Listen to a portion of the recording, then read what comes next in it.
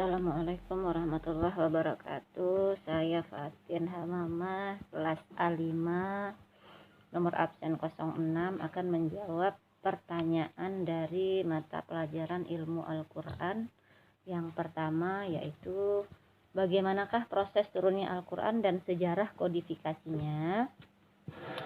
Jawabannya adalah proses turunnya Al-Quran sendiri dibagi menjadi dua tahap, yaitu Al-Quran diturunkan secara lengkap di malam Lailatul Qadar dari Lauhul Mahfuz ke langit dunia, dan Al-Quran diturunkan ke Nabi Muhammad melalui malaikat Jibril. Adapun proses kodifikasi pada masa Rasul, yaitu ayat-ayat yang dibacakan Rasul kemudian dihafal dan dipahami serta diamalkan dalam kehidupan sehari-hari. Sahabat yang telah hafal Al-Quran jumlahnya sangat banyak, dan sebagian diantaranya dikirim ke berbagai daerah untuk mengajarkannya. Yang kedua, pada masa Abu Bakar, proses kodifikasi pada masa Abu Bakar ini menindaklanjuti keputusan musyawarah dengan memerintahkan Zaid bin Sabit untuk menghimpun atau menulis Al-Quran dalam satu mushaf. Yang ketiga, kodifikasi pada masa Utsman bin Affan. Kerja kodifikasi Al-Quran di masa Khalifah Utsman bin Affan ini melahirkan produk Al-Quran berupa mushaf yang sangat terbatas. Sejumlah mushaf versi resmi ini kemudian terkenal dengan sebutan mushaf Utsmani atau Imam.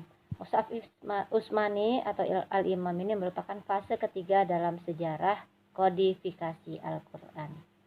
Sedangkan pertanyaan yang kedua yaitu, apakah yang dimaksud dengan asbabun nuzul dan berikan contohnya?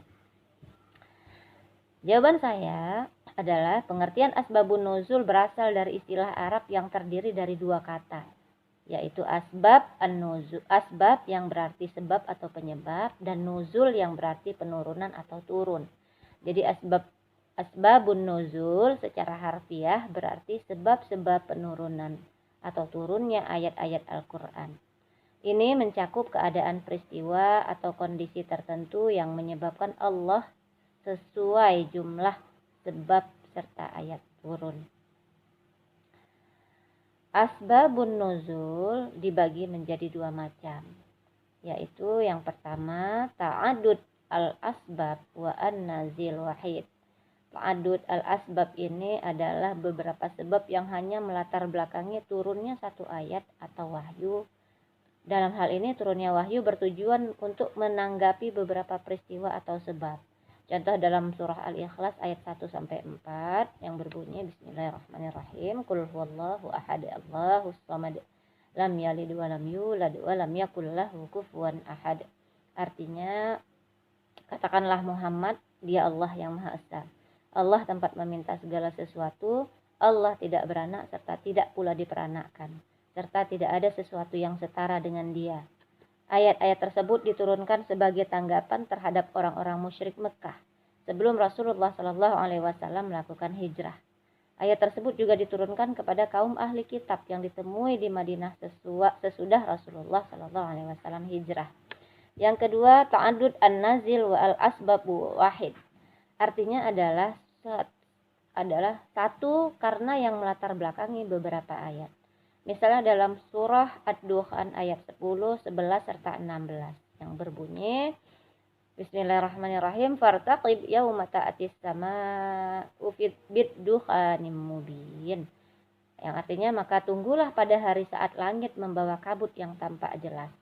Sementara di ayat 15 berbunyi inna kasifu azabi qalilan innakum aidun. Artinya, sesungguhnya kalau kami melenyapkan azab itu sedikit saja, tentu kamu akan kembali ingkar. Sementara di ayat 16 berbunyi yauma nabtishul batsyatal kubra innal muntaqimun. Artinya, ingatlah pada hari ketika kami menghantam mereka dengan keras, kami pasti memberi alasan. Asbabun nuzul ketiga ayat itu terjadi pada saat kaum Quraisy durhaka pada Nabi Muhammad SAW. Beliau berdoa agar mereka kaum Quraisy menerima kelaparan, sebagaimana pernah terjadi di zaman Nabi Yusuf alaihissalam. Maka Allah Subhanahu wa Ta'ala menurunkan penderitaan pada kaum Quraisy sehingga turunlah Quran surat Ad-Dukhan ayat 10 tadi. Kemudian para kaum Quraisy menghadap Nabi Shallallahu Alaihi Wasallam untuk meminta bantuan. Kemudian Rasulullah Shallallahu Alaihi Wasallam berdoa kepada Tuhan buat diturunkan hujan. Allah Subhanahu Wa Taala lalu menurunkan hujan dan turunlah surat Ad-Dukhan ayat 15 tersebut. Namun setelah mereka mendapatkan nikmat dari Allah Subhanahu Wa Taala, mereka kembali sesat dan durhaka. Maka turunlah ayat ke-16. Dalam riwayat tadi dijelaskan bahwa siksaan yang dimaksud akan turun saat perang Badar. Imam As-Suyuti pada bukunya Asbabun Nuzul menjelaskan bahwa ilmu Asbabun Nuzul adalah rangkaian peristiwa sesuai riwayat para sahabat serta tabi'in dan penukilan Al-Quran dan Sunnah. Tak terdapat ruang bagi akal di dalamnya kecuali dengan melakukan tarjih antara berbagai dalil atau menghimpun berbagai dalil yang kerap bertentangan. Adapun pertanyaan yang ketiga yaitu apakah yang dimaksud dengan munasabah Al-Quran? Dan berikan contohnya. Secara etimologis, munasabah berasal dari masdar an-nasbu yang berarti qarabah. Kata qarabah sendiri berarti dekat. Orang yang berasal dari nasab yang disebut dengan qarabah atau kerabat karena kedekatannya. Dari nasab itulah dibentuk menjadi al-munasabah dalam arti al-muqarabah, kedekatan satu sama lain.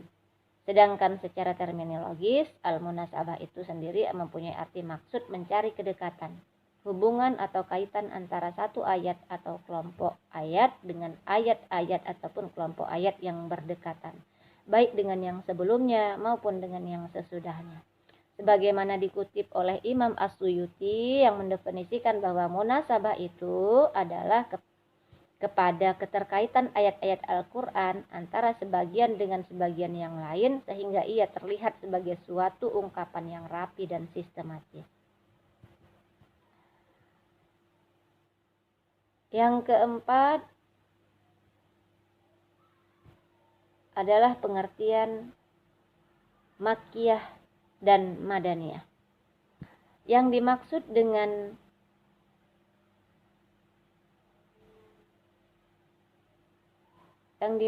dengan munasabah ialah sebuah konsep dalam ulumul Al-Quran yang membahas tentang pemahaman makna ayat secara komprehensif dengan menghubungkan antara ayat-ayat sebelum dan sesudahnya, antara pembuka ayat dan penutup ayat, dan antara ayat dengan nama surah yang menjadi tema sentralnya. Faedah mengetahui daripada Makkiyah dan Madaniyah yaitu pengetahuan tentang Makkiyah dan Madaniyah banyak faedahnya. Di antaranya yang pertama, membantu dalam menafsirkan Al-Quran. Yang kedua, pengetahuan mengenai tempat turun ayat dapat membantu memahami ayat tersebut. Yang ketiga, dan penafsirannya. Dengan tafsiran yang benar, sekalipun yang menjadi pegangan adalah pengertian umum lafaz, bukan sebab khusus. Berdasarkan hal itu, seorang penafsir dapat membedakan antara ayat yang nasih dan yang mansuh.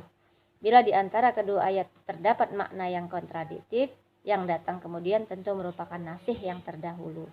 Yang kedua, meresapi gaya bahasa Quran dan memanfaatkannya dalam metode dakwah ke jalan Allah.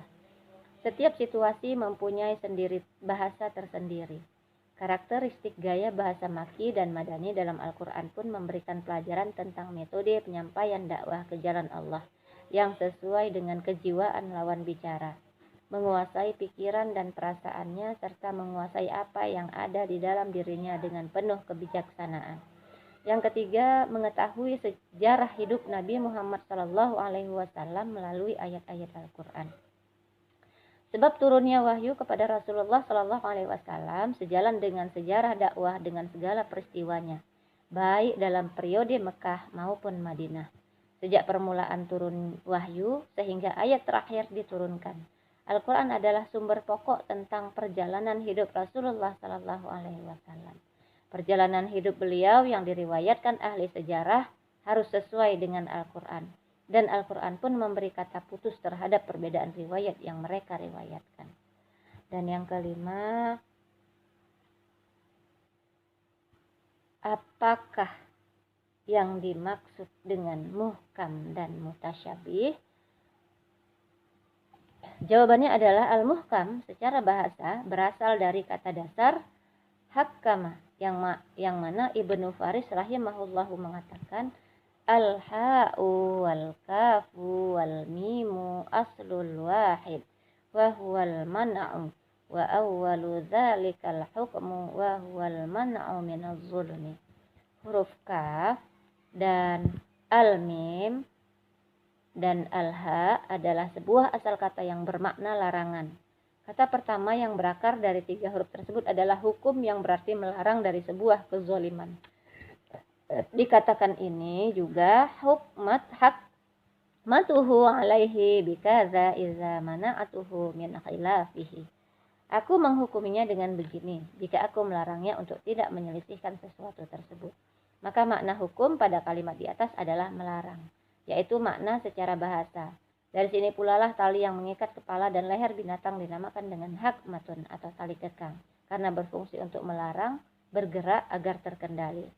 Kemudian maknanya berubah dengan bertambahnya huruf alif jika dikatakan ahkama, ihkaman, yang bermakna itqanan,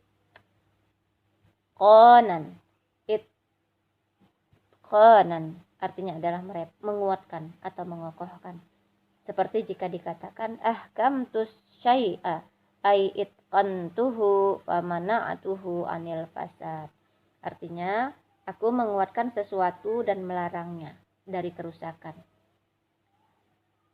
Maka al-muhkam secara bahasa adalah bentuk isim marfu dari ahkama yang bermakna sesuatu yang dikokohkan atau dikuatkan atau disempurnakan.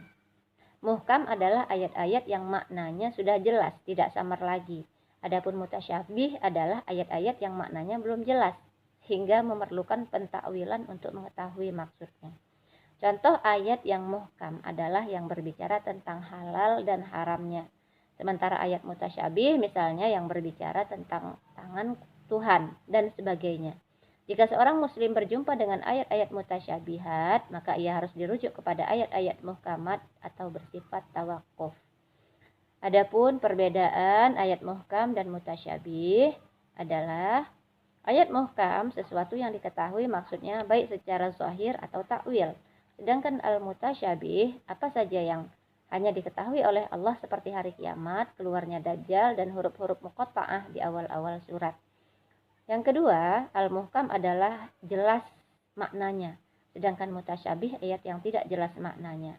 Yang ketiga, ayat muhkam sesuatu yang tidak memiliki kemungkinan takwil lebih dari satu, sedangkan mutasyabih sesuatu yang berkemungkinan lebih dari satu pentakwilan. Yang keempat, ayat muhkam itu adalah apa saja yang termasuk ma'kulu al-makna, sedangkan mutasyabih adalah apa saja yang termasuk ghairu ma'kuli al-makna. Yang kelima, apa saja ayat muhkam, yaitu apa saja yang berdiri sendiri tanpa butuh yang lain sebagai penjelas. Sedangkan mutasyabih apa saja yang tidak berdiri sendiri dan membutuhkan kepada yang lain sebagai penjelas. Yang keenam, ayat al-muhkam adalah apa saja yang pentakwilannya sesuai dengan nas turunnya teksnya. Sedangkan mutasyabih apa saja yang tidak dapat diketahui kecuali dengan takwilnya. Yang kedelapan, yang tidak berulang-ulang lafaznya, sedangkan mutasyabih yang berulang lafaznya. Yang kesembilan, al-faraid, janji dan ancaman, sedangkan al-mutasyabih kisah dan permisalan. An-nasih, halal dan haram, hudud dan mansuh, aqsam, sumpah dan apa faraid. Serta apa yang kita wajib mengimaninya dan mengamalkannya. Yang ke-10, ayat muhkam adalah bercerita tentang halal dan haram, sedangkan yang mutasyabih adalah selain halal dan haramnya. Sementara Syekh Muhammad Abdul Azim rahimahullah mengelompokkan pendapat-pendapat tersebut dengan menyandarkan kepada ulamanya, sebagaimana yang beliau tuliskan dalam kitabnya sebagai berikut. Demikianlah jawaban dari saya tentang soal ilmu Al-Quran yang telah diberikan Bapak Ulumul Quran. Semoga kiranya jawaban ini bisa diterima oleh teman-teman. Wabillahi taufiq wal hidayah. Assalamualaikum warahmatullahi wabarakatuh.